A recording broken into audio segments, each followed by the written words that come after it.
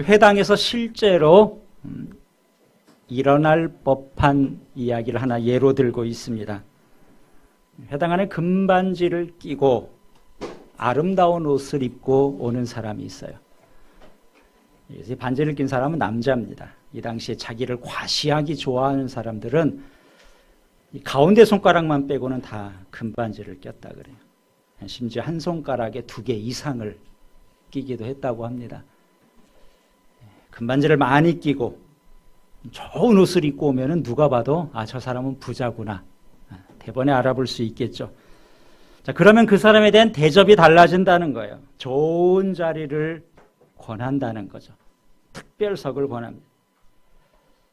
자, 반면에 남루한 옷을 입고 들어오는 사람이 있으면 아무도 그 사람에게 신경을 쓰지 않는다.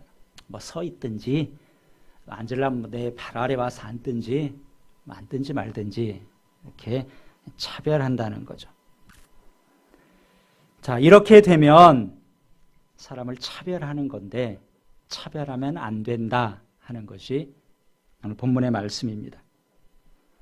얼마든지 있을 법한 일이에요. 정도의 차이는 있겠지만 교회 안에서도 이와 비슷한 일이 일어날 수 있습니다.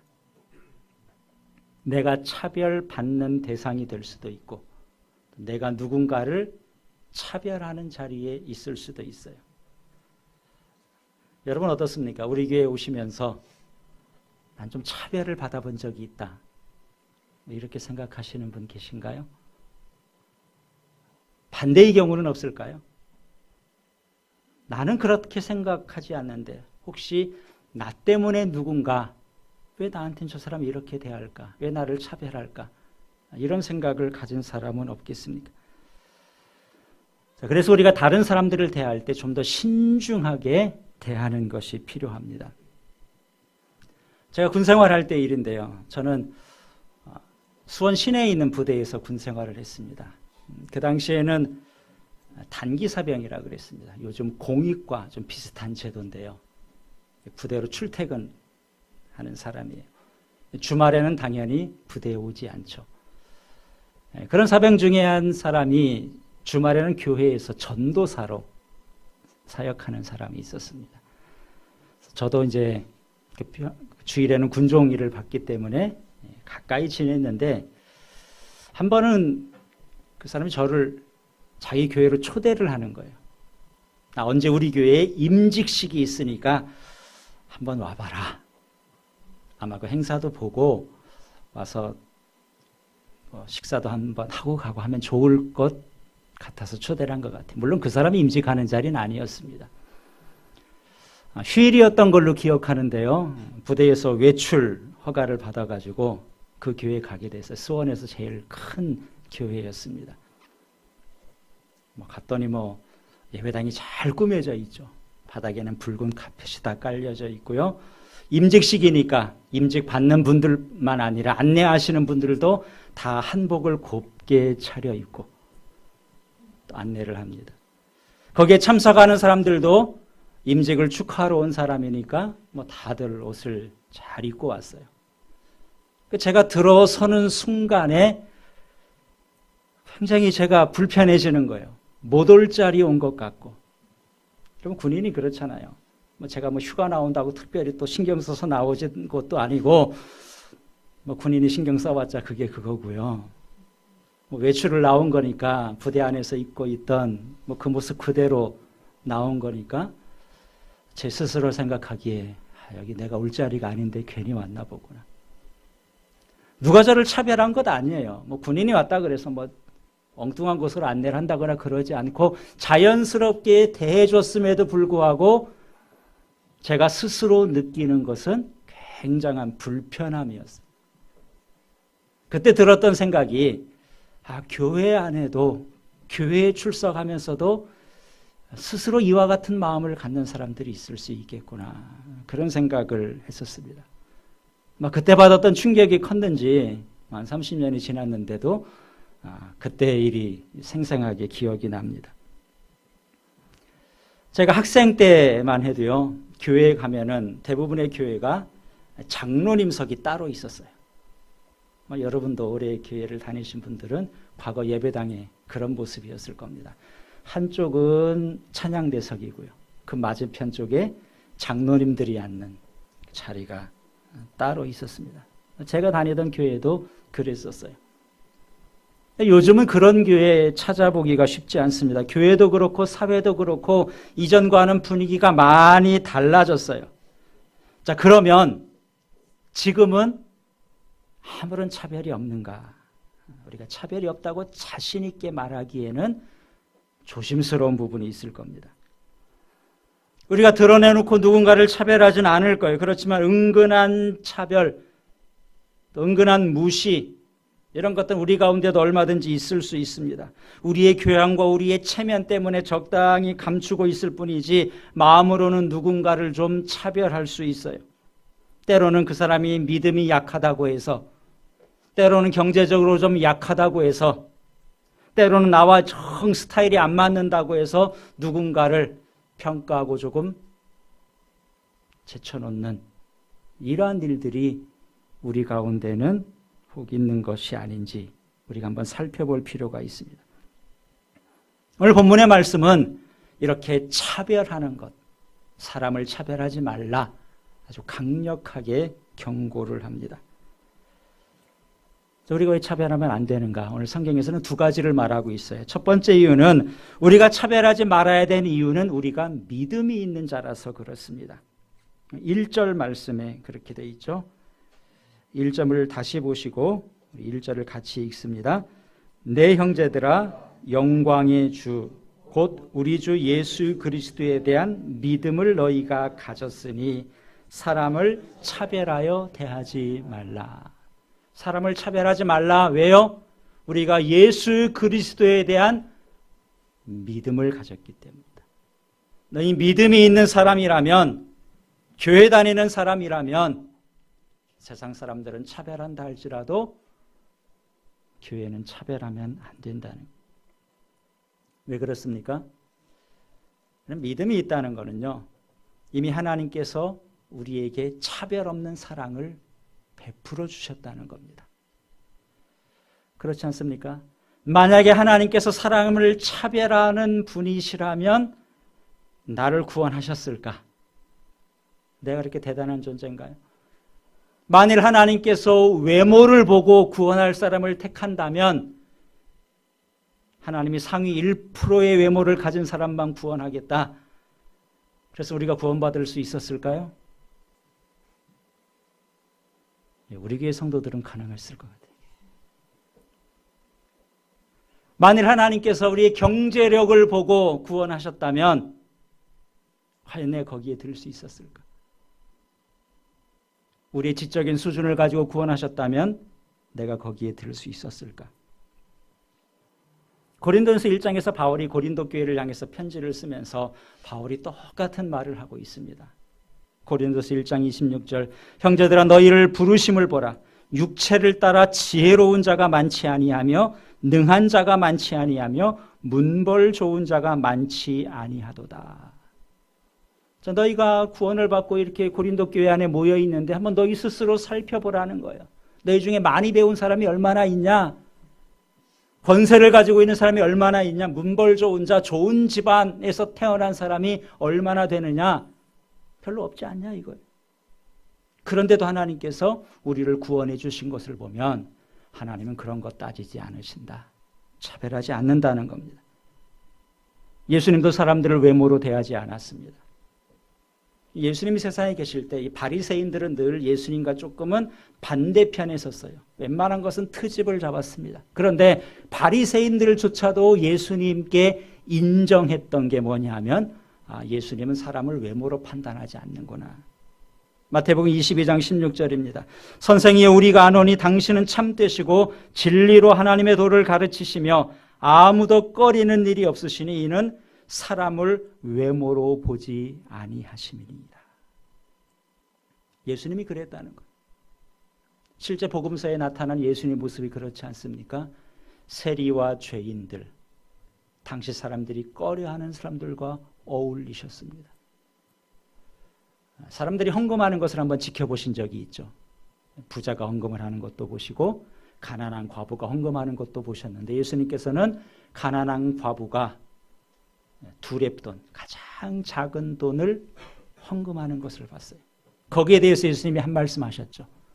이 여인이 구차한 가운데 가장 많이 드렸다는 것. 절대평가를 하신 것이 아니라 상대평가를 해주셨습니다. 예수님 그러신 분이에요.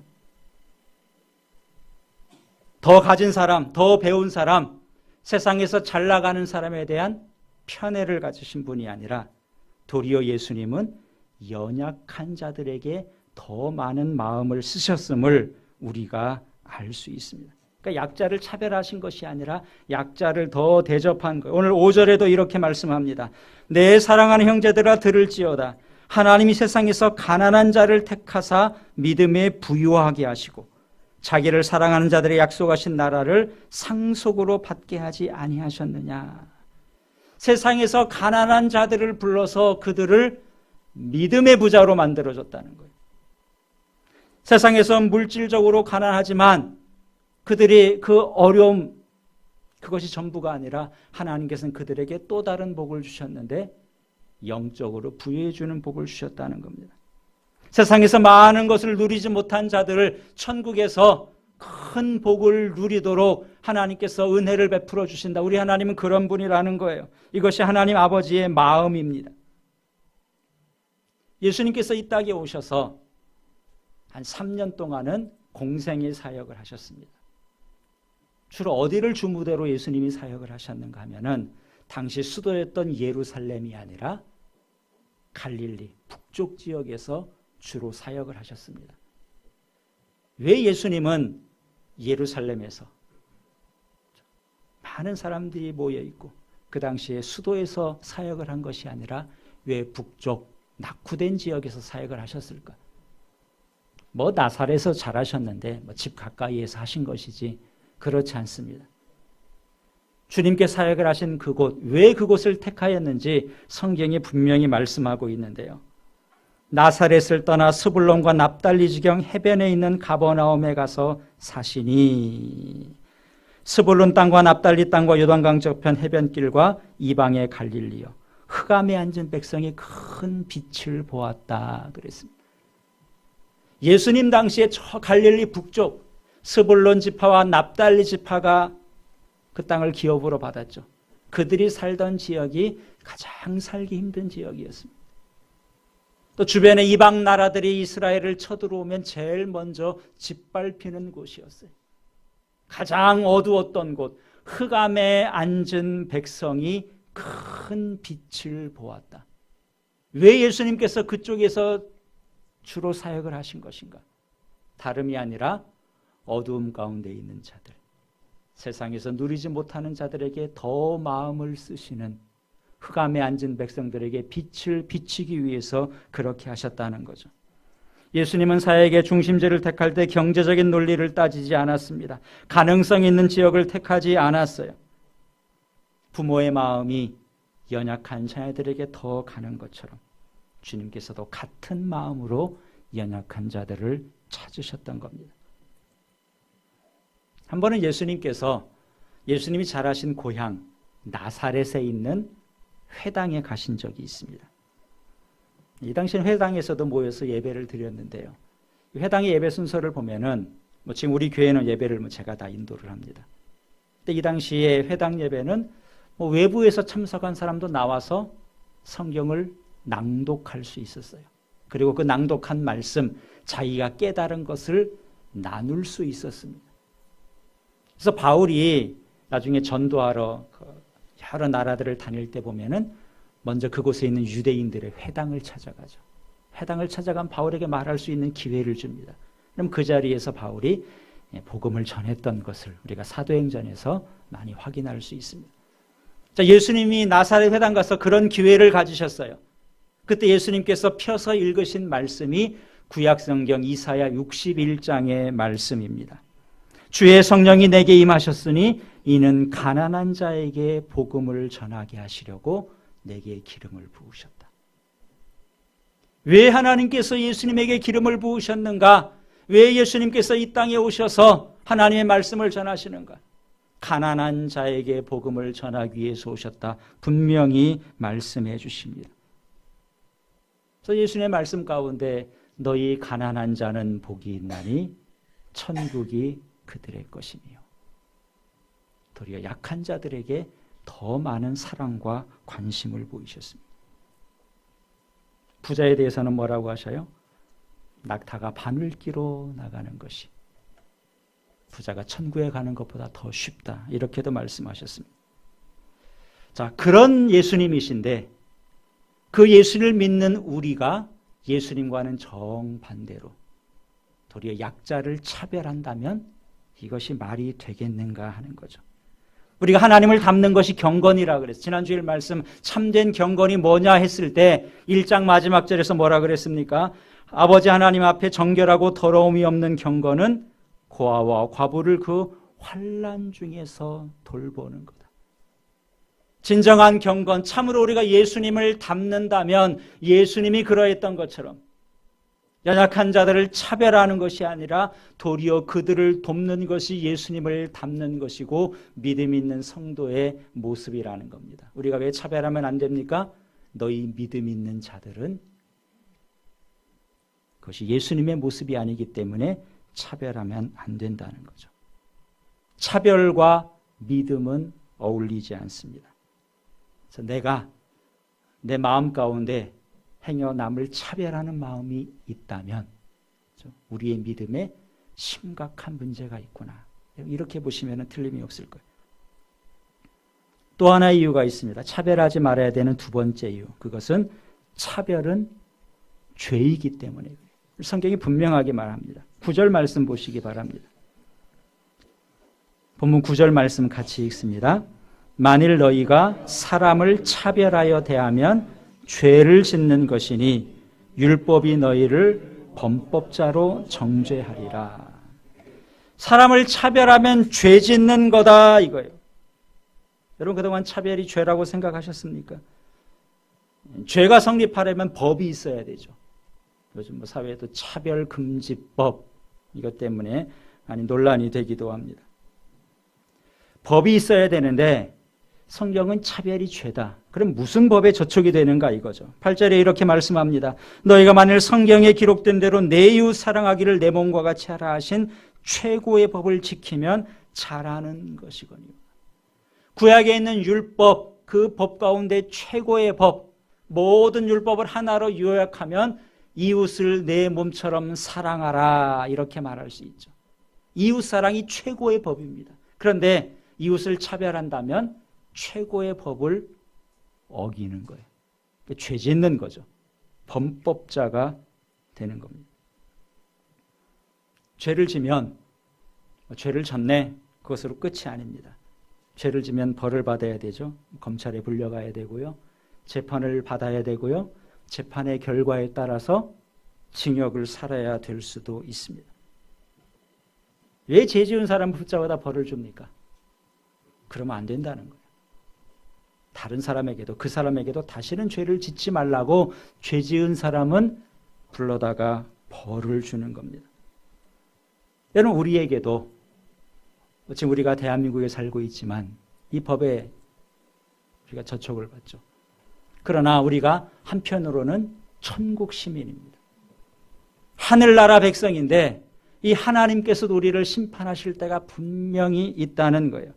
마태복음 12장 36절에 이렇게 말씀합니다. 내가 너에게 이르노니 사람이 무슨 무익한 말을 하든지 심판날에 이에 대하여 신문을 받으리니 그랬어요.